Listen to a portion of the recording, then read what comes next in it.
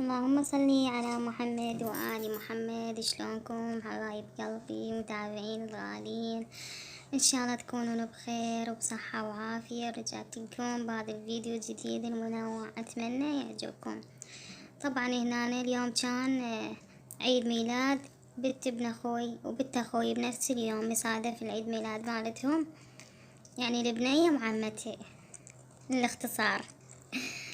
وهنا رايحين بالطريق، وصورت لكم الطريق واحنا رايحين، وهسه راح نوصل بيتهم واشوفكم اجواء عيد ميلاد. تابعوني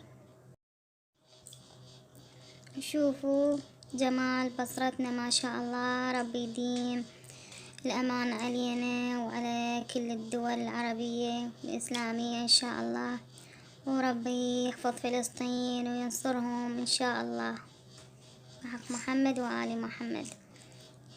هسه راح نوصل إلهم ونشوفكم أجواء عيد ميلاد.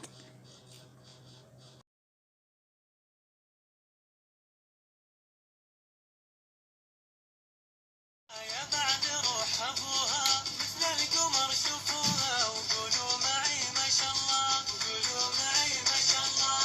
يا جميع عملي تبدا كل اموالي، يحفظها رب الوالي رب البشر والمله.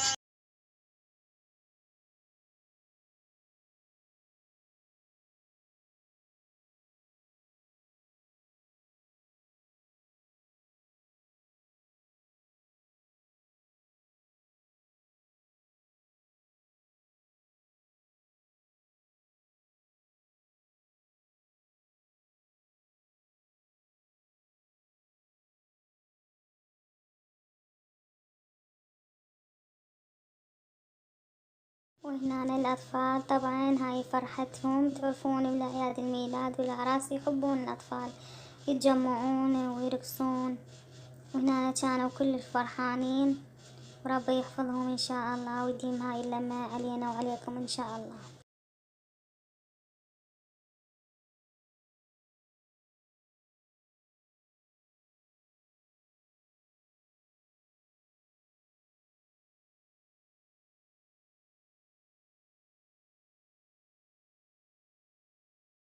هم كانوا طبعا مخلين أغاني، بس تعرفون اليوتيوب يحجب الفيديوهات اللي بيها أغاني، فشلت الصوت ما قدرت أخليه.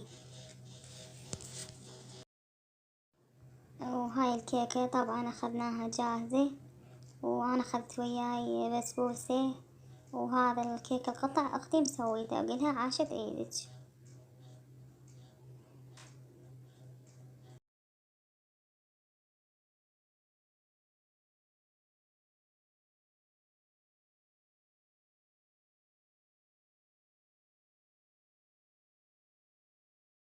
وهنا طبعا غير يوم كنت عاجنة عجين مالت كبة برغل، وهنا طبعا حضرنا هاي الحشوة، هي اللحم والكشمش والشبنت والبصل وقليل من النوم وبصرة. وهنا طبعا لفيتها وكملتها وصارت بهذا الشكل. صار الكيلو خير من الله، 54 كوباية صار، وراح أفرزه، وأي يوم أحتاجه أطلعه من المجمدة. وهنا طبعا تسوقنا، وهذا المسواق طبعا هذا الطرح كلش نحبه، يكون الطعم مالته كلش طيب نفس البطيخ. وأخذنا تمر وأخذنا رمان وخيار وعنب وخير من الله، الحمد لله والشكر على نعمة رب العالمين. ربي يزيد ويبارك إن شاء الله بحق محمد وآل محمد. وهاي الكبة من بعد ما جمدت وشلتها من الصينية وخليتها بهذا الكيس وخليها بالمجمدة. وأخذنا لحم هذا كيلو وأسوي وجبات وهم أضمه. وهاي ريوقات معتادين عليها، والخضرة ما شاء الله الخضرة تجنن. وأخذنا كعك، وهنا هاي المواد البهارات والكشمش والخميرة والكزبرة والكمون وهاي الشغلات. وهاي طبعا كبة الجريش قلتلكم هاي جبتلها البرغل، وهاي الرابة، والحمد لله والشكر.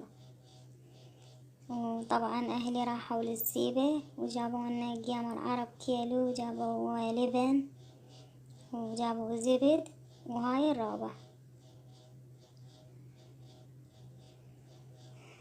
الحمد لله والشكر.